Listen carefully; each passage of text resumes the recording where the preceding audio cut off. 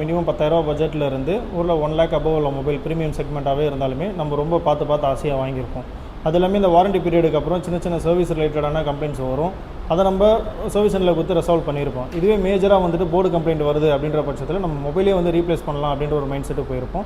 இனி நமக்கு அந்த ப்ராப்ளம் தேவையில்லை. நம்ம ஆரஞ்ச் சர்வீஸ் சென்டரில் போர்டை வந்து டோட்டலாகவே வந்து ரீப்ளேஸ்மெண்ட் இல்லாமல் சர்வீஸை வந்து அதை உங்களுக்கு பார்த்து கொடுக்கலாம். அதுவே வித்தின் உங்களுக்கு 3 மந்த்ஸ் வாரண்டியோடவே உங்களுக்கு கிடைக்கும்.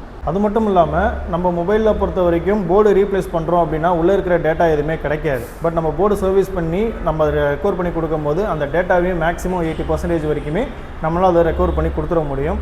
அது போக நம்ம நார்மலாக வாட்டர் லாக் எல்லா இடத்துலையும் சர்வீஸ் பண்ணுவாங்க. நம்மக்கிட்ட ஸ்பெஷலாக வந்து பார்த்தீங்கன்னாக்கா சால்ட் வாட்டர் பட்டிருந்த மொபைலாக இருந்தாலுமே அதை நம்மளால் ரெடி பண்ணி தர முடியும். அது எனக்கு தேவைப்படுறது கஸ்டமர்கிட்டருந்து கொஞ்சம் நேரம் டைம் எனக்கு வேணும் கண்டிப்பாக. ஏன்னா அந்த சால்ட் வாட்டர்னும் போது அதுக்கான ப்ராசஸ் கொஞ்சம் ஜாஸ்தி. கஸ்டமர் எனக்கு அதுக்கான டைம் கொடுக்கணும். ஸோ அந்த டைம் கிடச்சிச்சு அப்படின்னா என்னால் அதை சீக்கிரமாகவே சரி பண்ணி தர முடியும்.